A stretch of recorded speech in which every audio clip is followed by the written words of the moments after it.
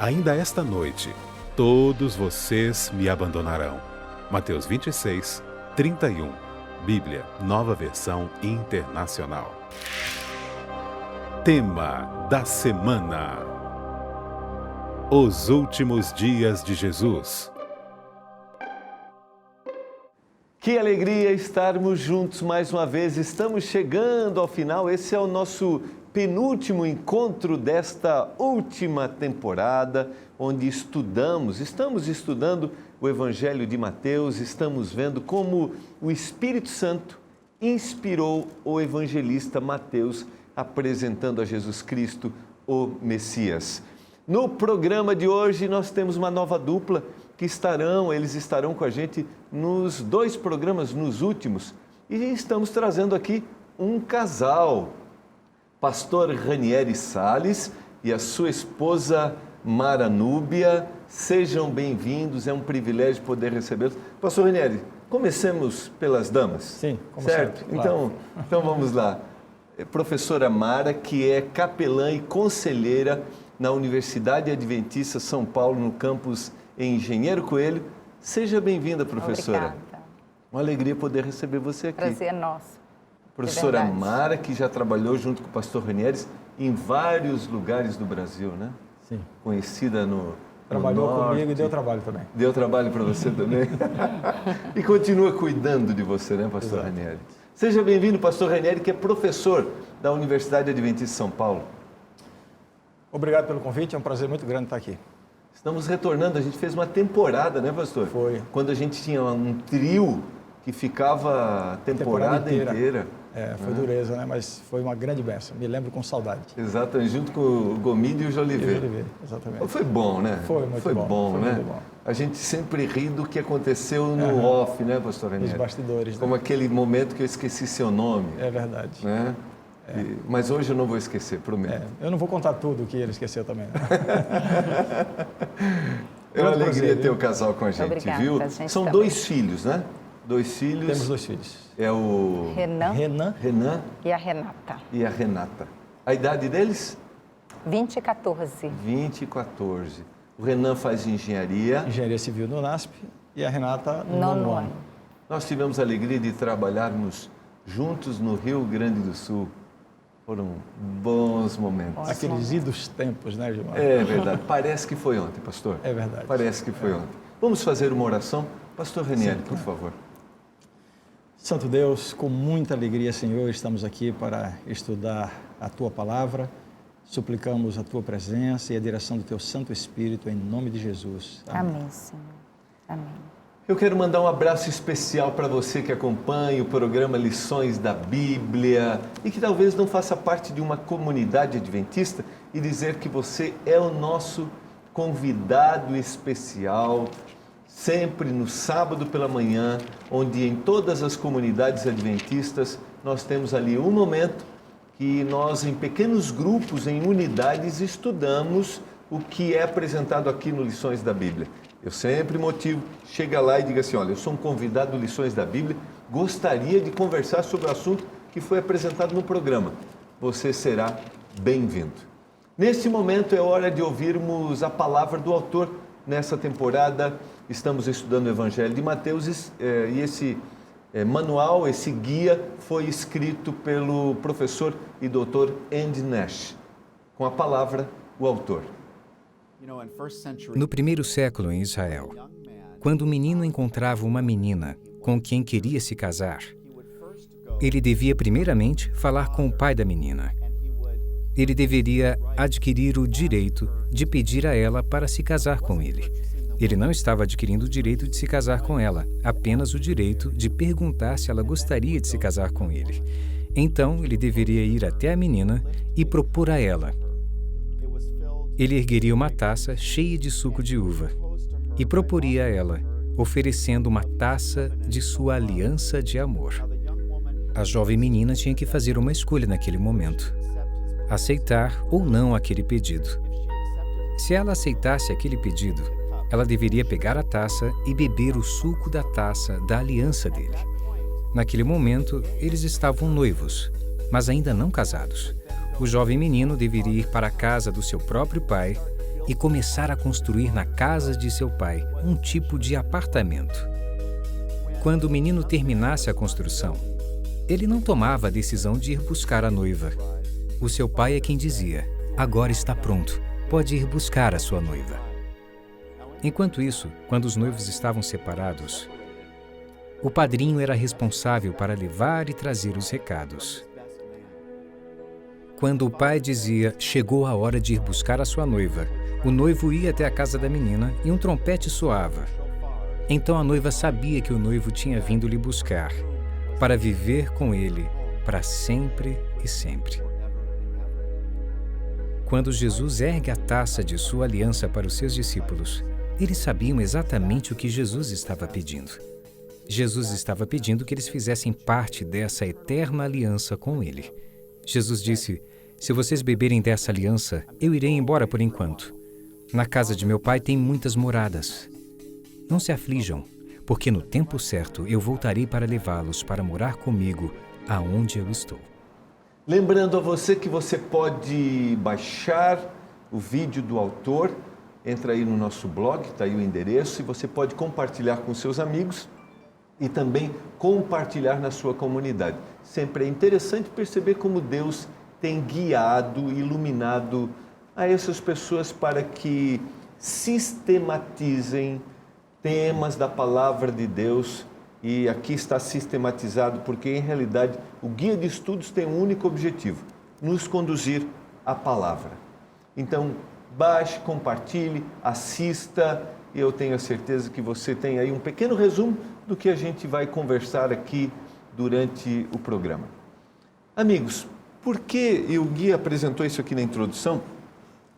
E a gente vai ver aqui alguns episódios, e a importância, diz o autor aqui, de a gente olhar para esses episódios à luz da liberdade de escolha, do livre-arbítrio. Por que o livre-arbítrio é importante para a gente?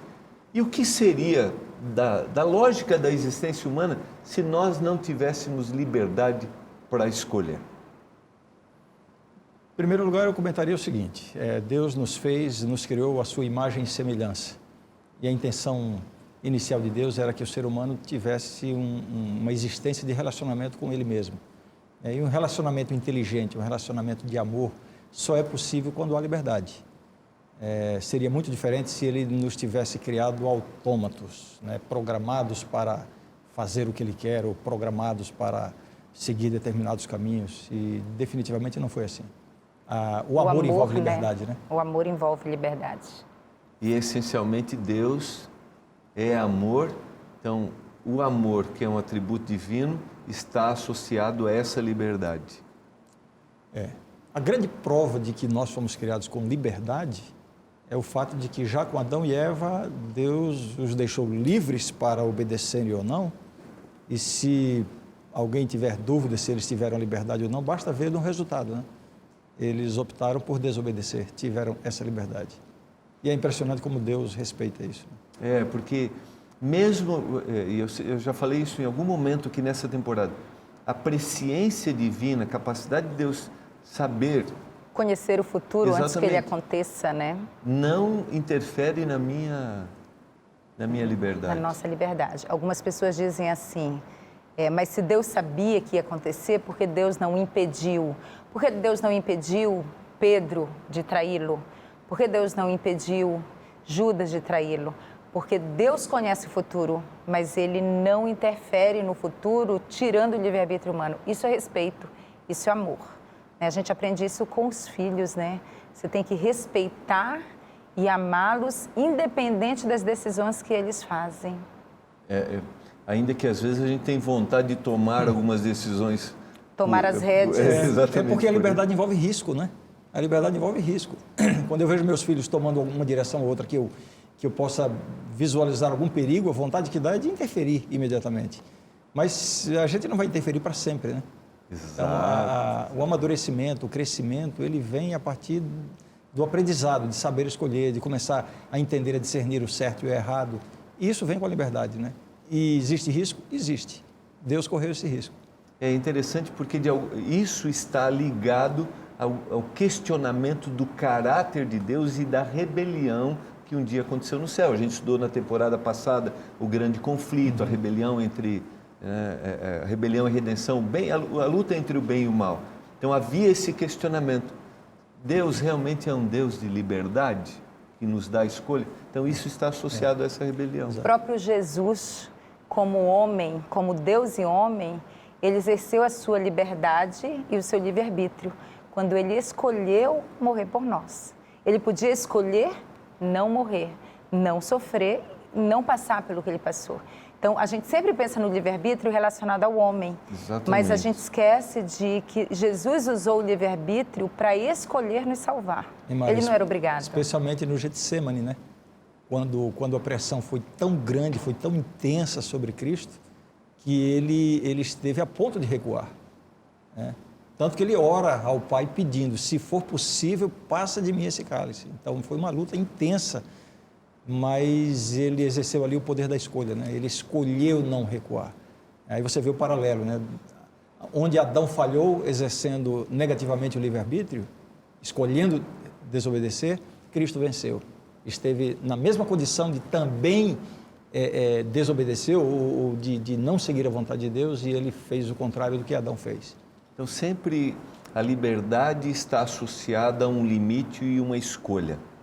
Porque se eu não tenho limite ou escolha, eu não tenho liberdade. para escolher. E esse é um tema sempre muito polêmico, né? Porque quando a gente vai à Bíblia, a gente vê que Deus estabelece restrições para a vida do cristão, né? E infelizmente alguns olham a Bíblia como um manual de pode e não pode, né? Isso pode, isso não pode, isso é pecado, isso não é pecado. Mas a gente não pode negar, evidentemente essa perspectiva está equivocada, né?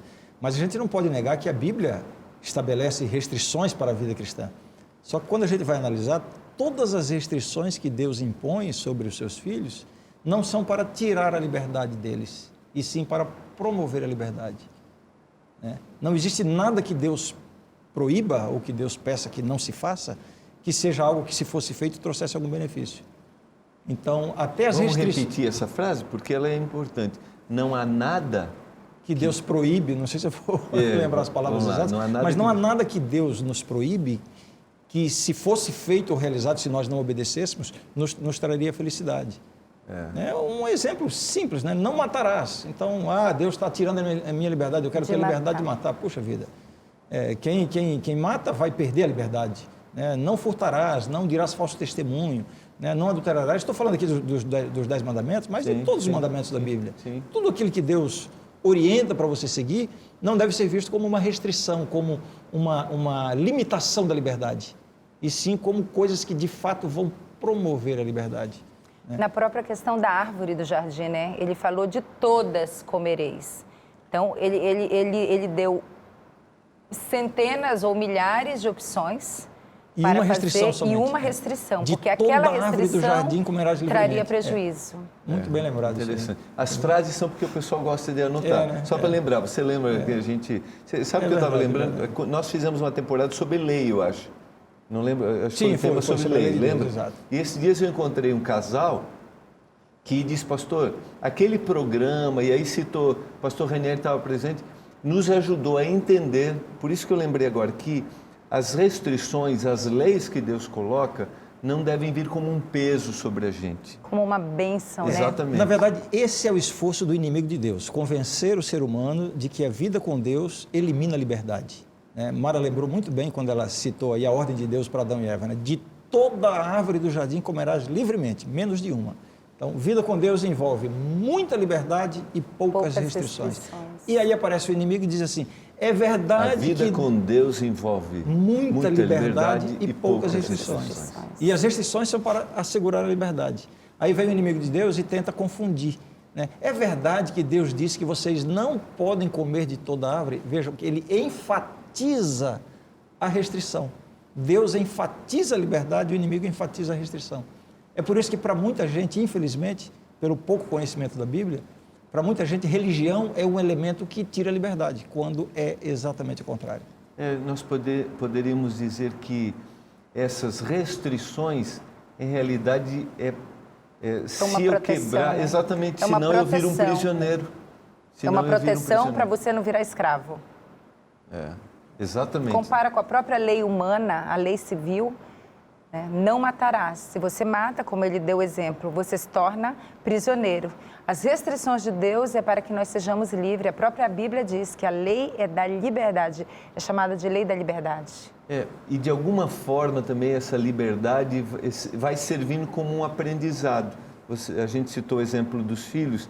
Só há aprendizado se eu tiver essa capacidade de dizer, não, isso eu não quero, isso eu quero, senão não há... A possibilidade do erro tem que existir, né? Tem que, para poder haver o crescimento, o amadurecimento. Se você elimina dos seus filhos a possibilidade de eles errarem, eles vão andar na linha direitinho, mas na hora que eles não estiverem sob a sua tutela, eles não saberão decidir as coisas. Não saberão decidir.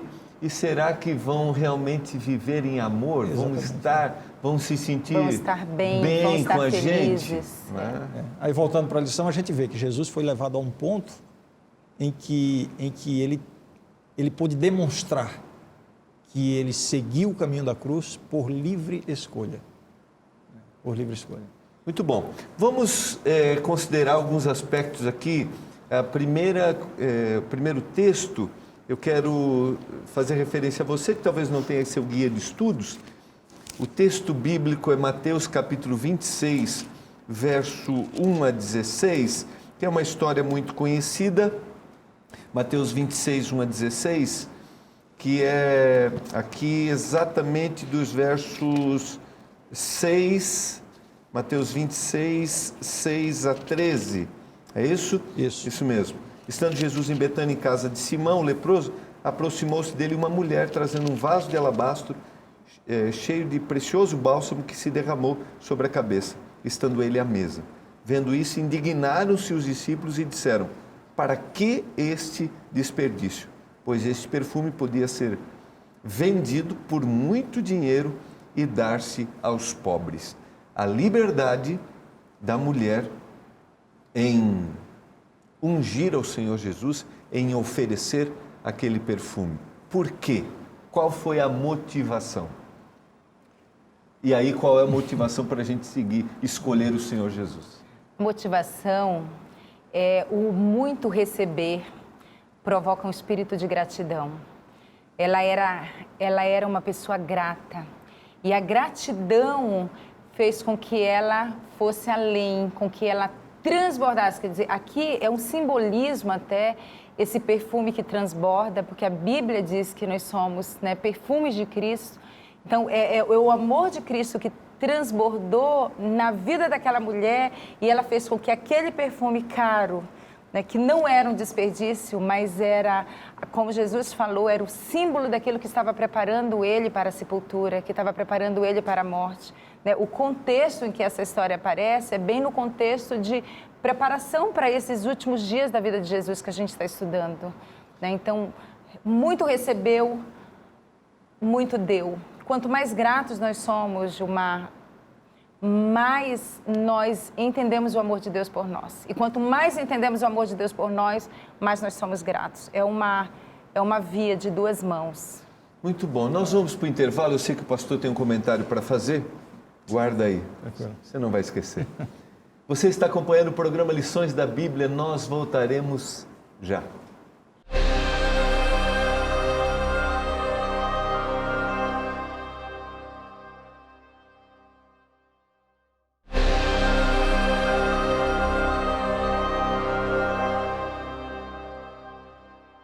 Você está acompanhando o programa Lições da Bíblia. Nós estamos com um casal convidado nesses dois últimos programas dessa temporada, pastor Ranieri e Mara Núbia Salles. Pastor Ranieri, você tinha um comentário para fazer? Sim, a Mara estava comentando a atitude de Maria ao ungir Jesus, o extremo que ela foi, né? Ela quebrou o vaso, ela derramou todo o perfume e essa atitude dela está em claro contraste com a atitude dos demais, né? Primeiramente dos inimigos de Cristo, que estavam tramando a morte dele, e também até dos discípulos, que embora convivessem com Cristo, não tiveram a sensibilidade de fazer uma demonstração tão grande, né, de gratidão, de amor, quanto Maria fez. Então, se vê ali um contraste. E Jesus dá uma cobrada nisso, né, quando diz, olha, aquele que muito recebe, vai dar muito. foi uma direta para os discípulos, né? Olha, é como se ele estivesse dizendo assim, olha, vocês, eu acho que vocês receberam muito mais do que ela, e ela está oferecendo muito mais do que vocês. E Mateus apresenta essa trama, né? O nosso guia de estudos, ele mostra isso, e os comentaristas também, ele apresenta essa história dentro desse contexto de morte, dentro do contexto, justamente fazendo esse contraponto, né? Mostrando o contraste de atitudes de pessoas que sabem mais, que estudaram mais, que receberam mais e que não conseguem ser gratas. Então, ele coloca essa história dentro do contexto da morte, de unção, mas não só de unção, mas fazendo um contraste entre os personagens da história, né? Quanto mais nós recebemos, mais nós deveríamos oferecer para aqueles que estão perto da gente. O triste de tudo é quando a gente percebe que nós mesmos, às vezes, ficamos medindo o que nós vamos oferecer para Deus. É como se a gente estivesse sempre perguntando qual é o mínimo que eu posso fazer, qual é o mínimo exigido, né? Interessante. E Maria isso. não perguntou isso, foi né? o contrário. Eu acho que a pergunta dela foi qual é o máximo que eu posso fazer. E a gente está sempre com esse conceito, né? Até onde eu posso ir sem pecar? Até aqui é permitido, a partir dali é pecado. Ora, se eu vivo realmente em amor a Deus, eu vou estar longe do limite, né, do pecado. E eu vou estar extravasando meu amor, minha gratidão, sem fazer conta, né? Sem fazer conta. Os discípulos fizeram conta. Ah, mas poderia ser vendido, dar aos pobres. E uma análise bem simplista, mas as condições, as limitações financeiras, tudo... Isso não fez com que ela... Exatamente. Ela não mediu, ela não fez conta. Ela podia colocar só um pouquinho do perfume, porque era muito caro. Exatamente. Né? Mas ela derramou tudo, ela ungiu, ela encheu a casa de perfume. É uma lição para a gente parar de fazer conta com Deus. Na dúvida, dê mais. Na dúvida, ofereça tudo. Não fique fazendo conta com Deus, porque Deus não faz conta conosco. Se a gente usar aqui a figura do perfume, em realidade quem estava transbordando de oferecimento ali, a oferta, era ela mesma. Exatamente. Então isso aqui para a gente... E eu queria até pensar um pouquinho antes da gente seguir aqui, em relação ao próximo também, assim. Nós nos medimos, nós oferecemos pouco, nós somos distantes. E a gente fica dizendo assim, não, eu estou pronto. Se Jesus aparecer, eu quebro o meu vaso também nele, mas para os outros, não. E Jesus disse, olha, os pobres sempre tereis convosco. E depois ele diz, quando fizeste a um desses meus pequeninos, o fizeste a mim. Então, você quer fazer a Cristo? Faça aos necessitados. É como se você estivesse fazendo a Cristo. E lá no fim, esses fizeram sem perceber que faziam, né, pastor? Exatamente. O grupo que vai ser salvo. Mas quando nós fizemos? Eles nem se deram conta de quanto ofereceram. Então, exatamente. Vamos adiante. A gente tem aqui uma análise, ela é um pouco técnica, mas tem uma profundidade espiritual. Mateus capítulo 26, dos versos 17 a 19, que é a participação da Páscoa. No primeiro dia da festa dos pães asmos, vieram os discípulos a Jesus e lhe perguntaram, onde queres que te façamos os preparativos para comeres a Páscoa? E ele lhes respondeu, ide à cidade ter com certo homem e dize-lhe, o mestre manda dizer, o meu tempo está próximo, em tua casa celebrarei a Páscoa com os meus discípulos. E eles fizeram como Jesus lhes ordenara e prepararam a Páscoa. Qual é o grande significado de Jesus neste momento? É que a Páscoa dos judeus, né? Que os reportava a libertação lá do Egito, né, a passagem, e Páscoa significa isso. A Páscoa dos judeus apontava exatamente para a morte de Cristo. E Jesus iria aqui celebrar a última Páscoa antes da sua morte. Então, o tipo alcança o antítipo, né? A figura alcança a realidade. E os discípulos, evidentemente, não tinham plenamente essa percepção.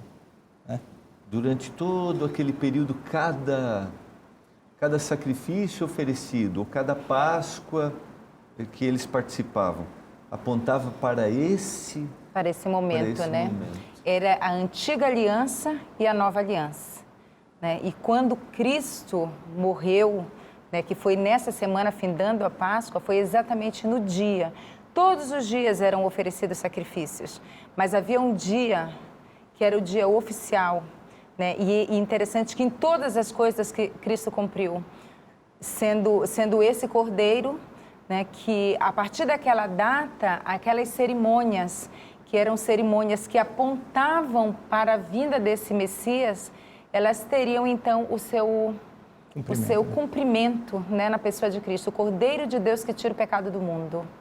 Como isso deveria nos impressionar quando a gente percebe esse cumprimento, quando a gente percebe que ali estava o Cordeiro Pascal? Em primeiro lugar, o que me impressiona é a exatidão da Bíblia, a exatidão das profecias. Quando a gente estuda as profecias e vê todo esse antecedente que aponta para um cumprimento, a gente vai ver a exatidão do cumprimento profético, né? A exatidão profética para a vinda de Cristo, né? Na plenitude dos tempos, a exatidão profética do batismo de Cristo, quando ele foi ungido no batismo, a exatidão profética da sua morte na cruz, né? Então, tudo isso profetizado. Então, me impressiona, em primeiro lugar, essa exatidão, o que para mim é não a única, mas é uma das grandes evidências da inspiração divina da Bíblia, né? E, evidentemente, o mais impressionante de tudo é ver a ação de Deus salvando o ser humano.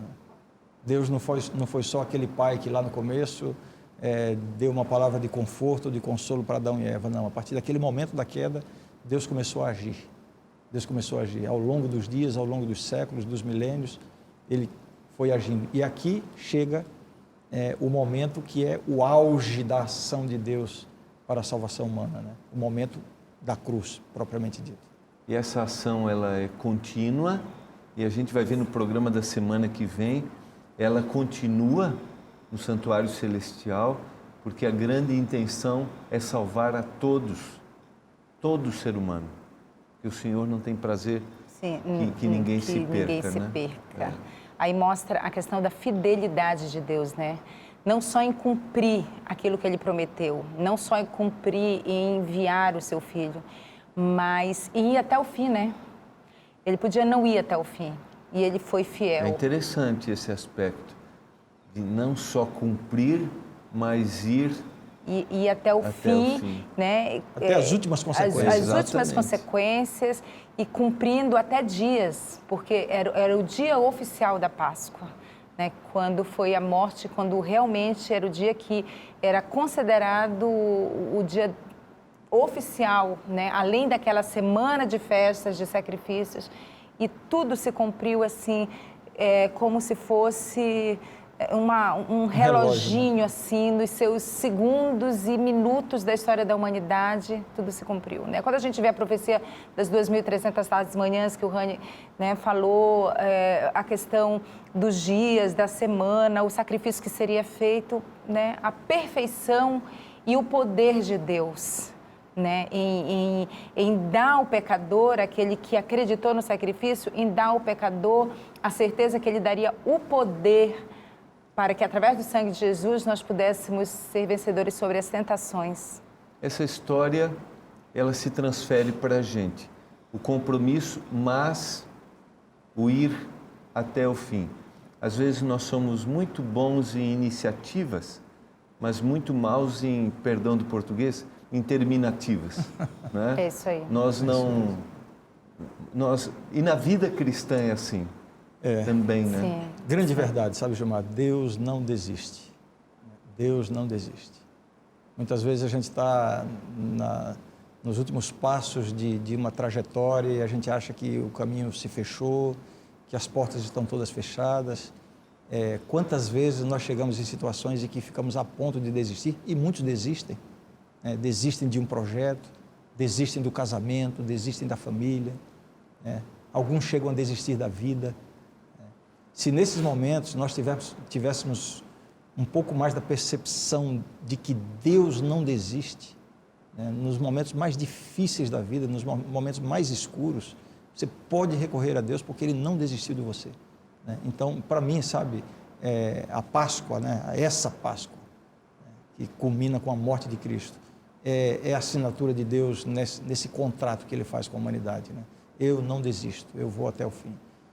Se você der uma chance para Deus, Ele vai resgatar você. né? Aquilo que parece que está perdido será achado. Basta você permitir. Deus não desiste. Para mim é a grande lição que fica. Muito bom. Eu creio que vale a pena a gente pensar, porque neste momento nós podemos estar conversando aqui e alguém lá do outro lado está ao ponto de desistir.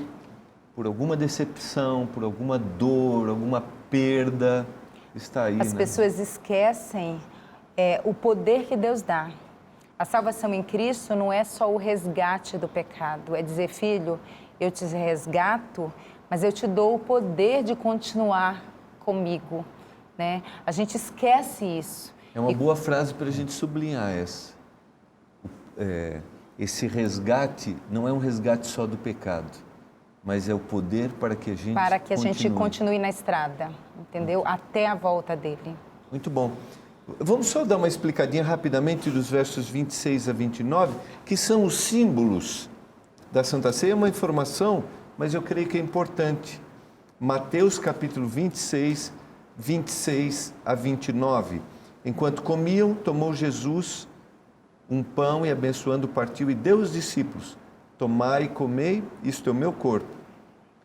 A seguir tomou um cálice, tendo dado graças, deu aos discípulos, dizendo, bebei dele todos, porque isto é o meu sangue, o sangue da nova aliança, derramado em favor de muitos, para a remissão dos pecados.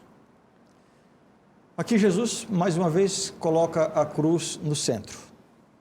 A cruz é o centro da história do universo. E aqui Jesus está colocando a cruz no centro. Antes da cruz, a Páscoa, o ritual ou a cerimônia, a festa da Páscoa, que estava no passado apontando para a cruz. A partir da cruz, a Páscoa e toda aquela economia judaica de sacrifícios, de serviços no santuário, tudo aquilo foi abolido. A partir da cruz, um novo rito para apontar para a cruz, que é a Santa Ceia. Jesus parte o pão, mostrando que o pão simboliza o seu corpo. Jesus serve o vinho, mostrando que aquele vinho simboliza o seu sangue. Então, corpo partido, sangue derramado é a cruz. Então, a cruz no centro, no passado a Páscoa, no futuro a Santa Ceia. Por isso que nós celebramos até hoje. Só para lembrar que esses são símbolos, né? São símbolos. Eles não se tornam. Só por uma questão... Existe uma parte da cristandade que entende que na cerimônia existe ali uma transubstanciação, de que o elemento se converte literalmente no corpo e no sangue de Cristo, mas nós não temos nenhum elemento bíblico, nenhuma indicação bíblica que nos leve a pensar dessa forma. É um simbolismo. É um simbolismo. Cada vez que participamos... Você quer comentar, Mara? Não, eu queria só colocar sobre a questão da Santa Ceia, que Jesus tomou a ceia com os seus discípulos e ele fez um compromisso de se abster do fruto da vide, até que um dia nós estivéssemos com ele na nova terra, né? No novo céu e numa nova terra, e demonstrando uma questão de intimidade, que é essa questão de comer junto, quer dizer, ele usa um símbolo que também representa sangue, do cordeiro representando a antiga aliança, e agora ele, o cordeiro, que derrama seu sangue e que diz assim, filhinhos, olha, eu tenho um compromisso com vocês, né? Eu quero tomar o fruto da vide, mas somente quando for com vocês. Então, esse apontar para o futuro, né? A Páscoa apontava para o passado, a libertação do Egito. O Egito na Bíblia é colocado também não só como o Egito literal, mas como o mundo, o pecado, o afastamento de Deus. E agora ele diz, né? Isso tudo vai terminar bem, né? E a ceia entra nesse contexto. Cada vez que nós tomamos a Santa Ceia, nós fazemos, é como se fosse um rebatismo, nós fazemos uma nova aliança com Deus, que nós pedimos perdão e desejamos mais uma vez receber força, poder para sermos fiéis. E foi interessante porque o comentário do autor do Guia de Estudos lá no início, quando ele fala da tradição, do menino, né, do jovem, quando ia casar com a moça, quando ele erguia a taça, a moça estava dizendo assim, eu aceito o casamento. E ali ele ia para todos os preparativos e só voltaria no dia do casamento para buscá-la. É interessante. Compromisso, o né? compromisso. Exatamente. E, então, o Senhor ergue a taça quando nós participamos da ceia, nós estamos assumindo de novo o compromisso. Ele tem o compromisso de nos buscar e nós temos o compromisso de nos preparar para esse Para encontro. receber. É por isso que eu não gosto quando eu vejo algumas comunidades cristãs, quando participam da Santa Ceia, o fazem com um tom lúgubre, grave, quando na Triste, verdade né? é triste, quando na verdade a Santa Ceia é reviver a promessa de que, como a Mara disse, né, isso vai acabar bem. Né? Jesus vai voltar e nós vamos tomar a ceia junto com Ele novamente. O noivo Ele voltar. está aguardando a ceia e preparando para nos servir. Então isso deve encher o nosso coração de alegria. Né? Muito bom. Você está acompanhando o programa Lições da Bíblia. Nós vamos para o intervalo, nós voltaremos já para o último momento do programa de hoje.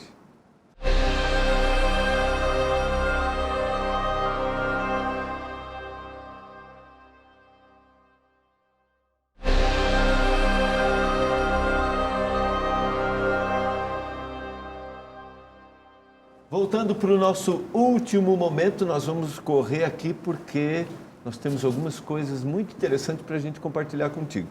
Vamos para a história. Antes da história de Judas, temos que ir para o ponto central aqui, que é o momento de Getsemane. O pastor já citou alguns detalhes antes. Mateus capítulo 26, 36 a 46. O maior temor do Senhor era a separação de Deus. A angústia de Cristo no Getsemane foi por isso. Aliás, nós não podemos perder a noção da importância do Getsemane nos momentos finais da história de Cristo. Se houve cruz é porque houve Getsemane. Se Jesus foi para a cruz é porque ele foi vitorioso no Getsemane. Se houve cruz... É porque houve Getsemane. Porque foi ali no Getsemane que Jesus... Crucial o momento. Foi um momento crucial. Foi o momento em que, eu acho que eu já usei essa expressão aqui, em que ele esteve a ponto de desistir. Ele chegou a orar ao Pai pedindo para, se possível, arrumar outro caminho, que não passasse pela cruz. Ali ele suou gotas de sangue. Qual foi a grande angústia vivida por Cristo? A angústia da separação do Pai. Ali no Getsemane, ele começou a receber, de fato, o peso dos pecados de toda a humanidade sobre ele.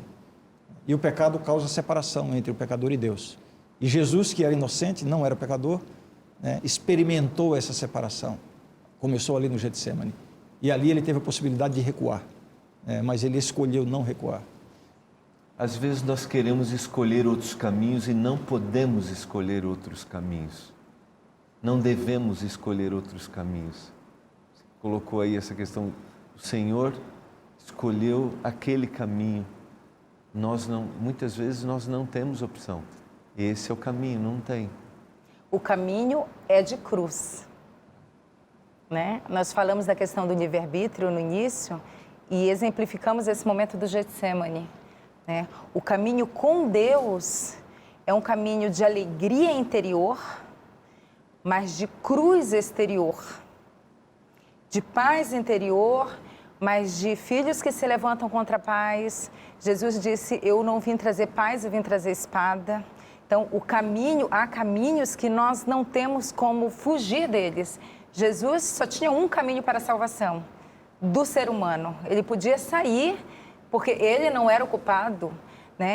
Satanás, ele colocava no Getsemane, dizendo assim, olha, você vai levar as marcas do pecado, você vai se tornar também um pecador. Havia uma ameaça da parte do inimigo, e ele correu o risco por nós, por amor, E o que estava em questão ali era o pecado, O salário do pecado é a morte.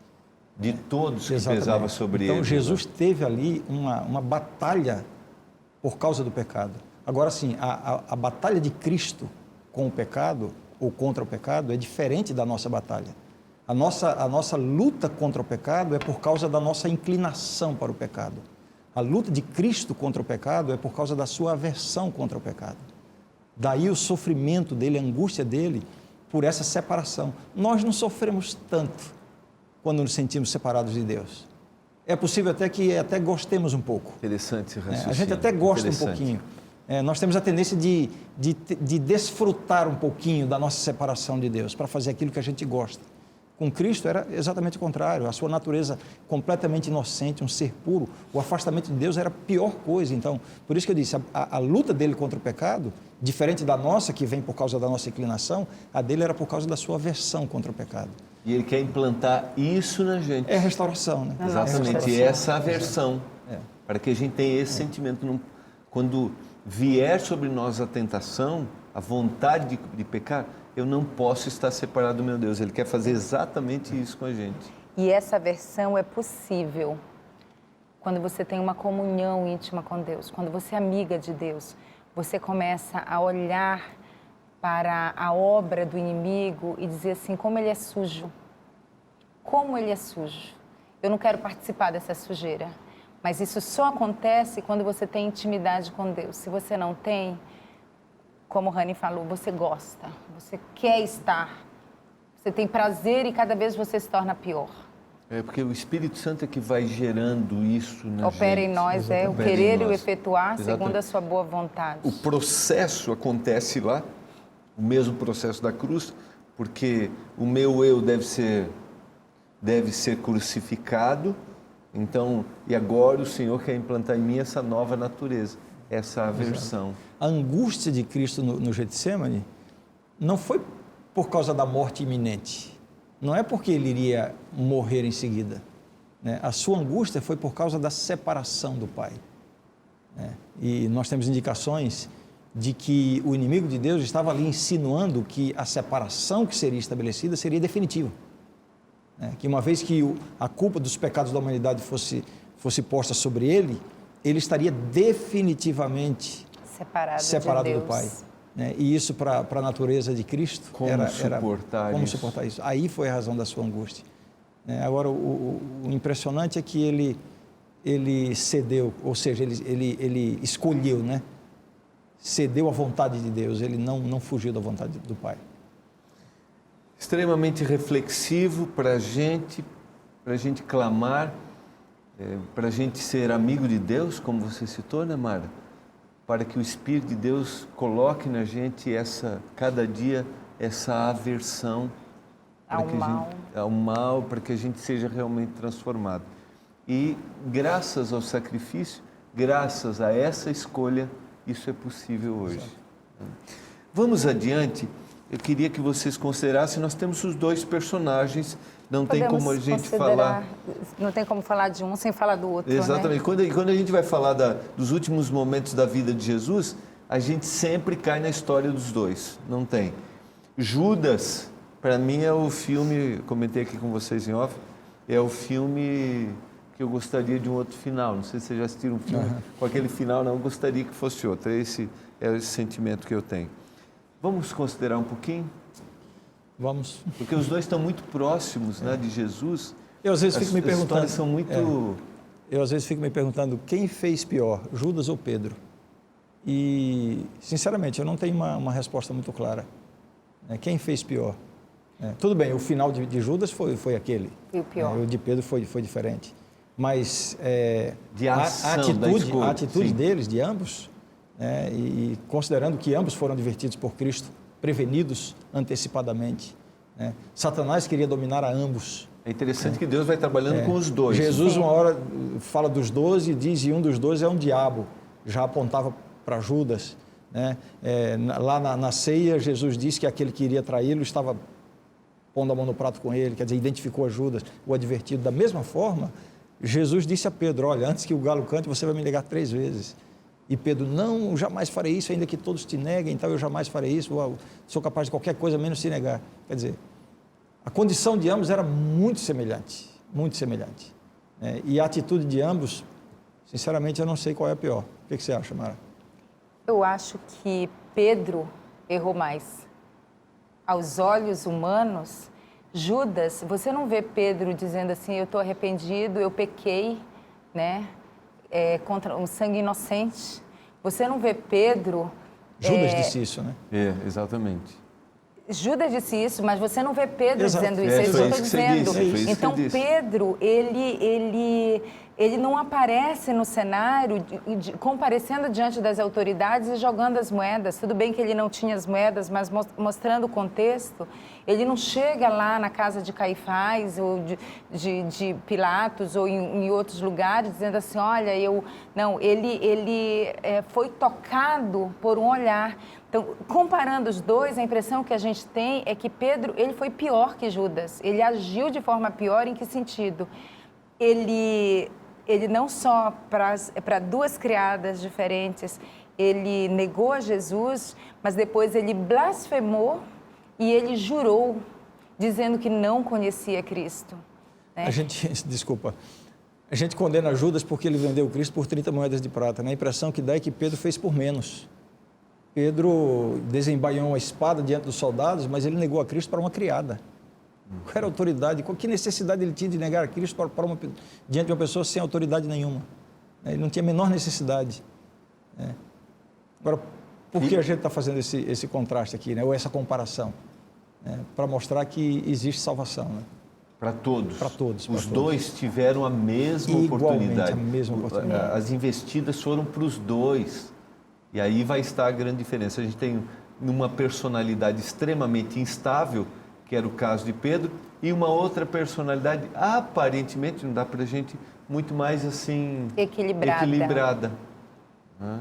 E aí nós temos finais totalmente diferentes do uso da liberdade.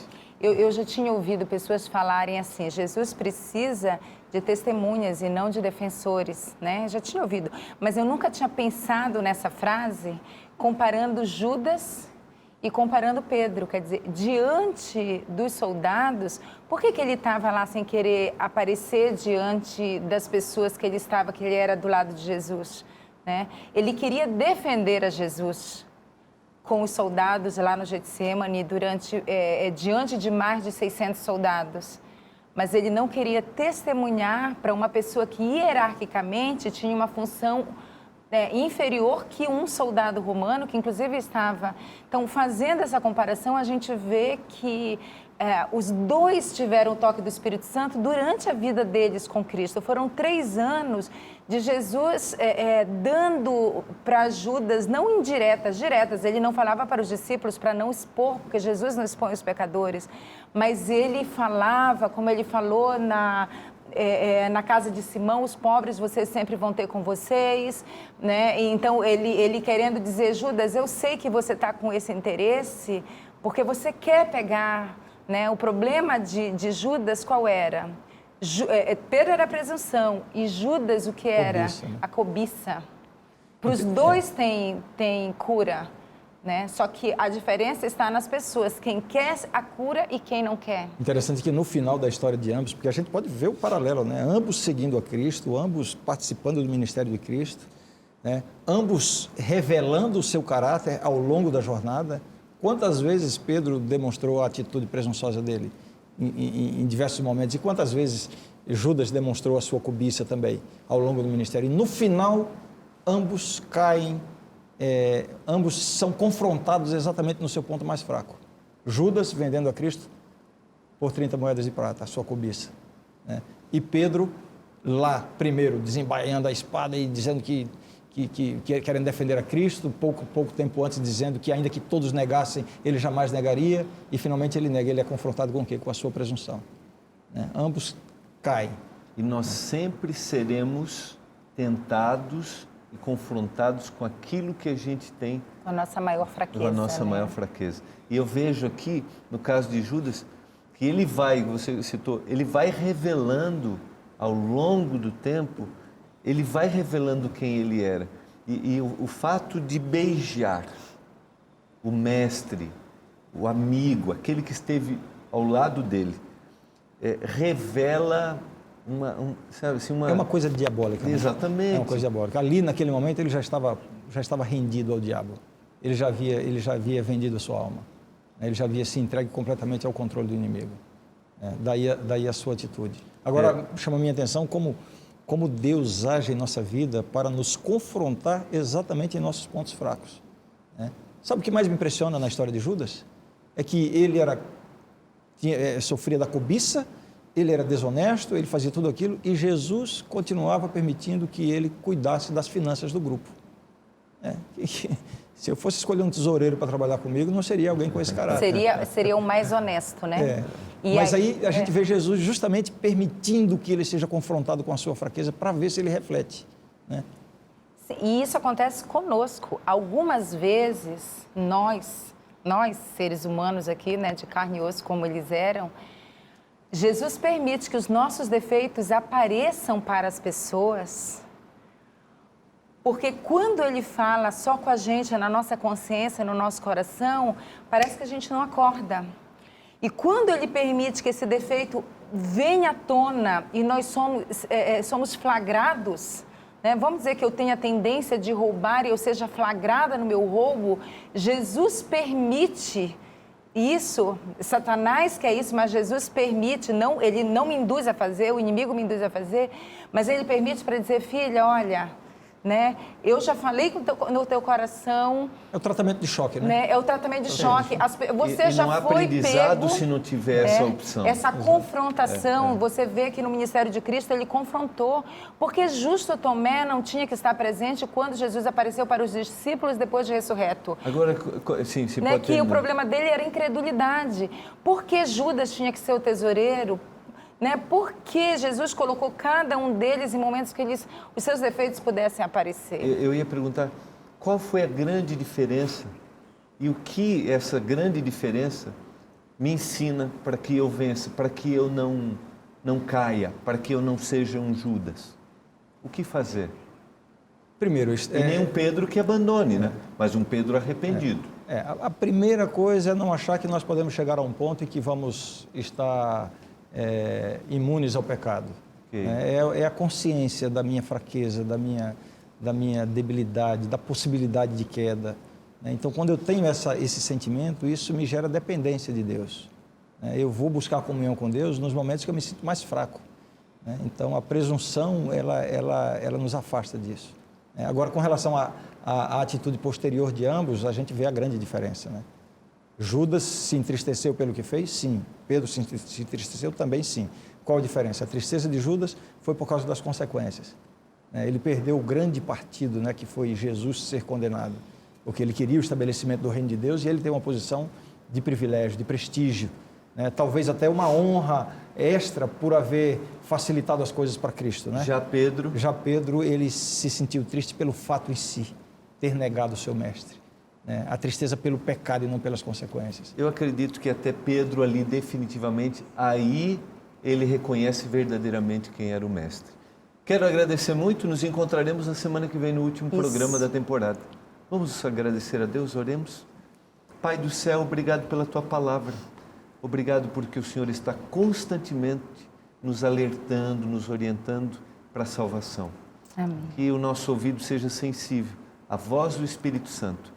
Em nome de Jesus. Amém, Senhor. Amém. Amém. Foi bom demais ter a sua companhia. Foi muito bom estarmos juntos. Jamais esqueça as palavras de Jesus. E conhecereis a verdade, e a verdade vos libertará. Um abraço e até o próximo programa Lições da Bíblia, aqui na TV Novo Tempo, o canal da Esperança.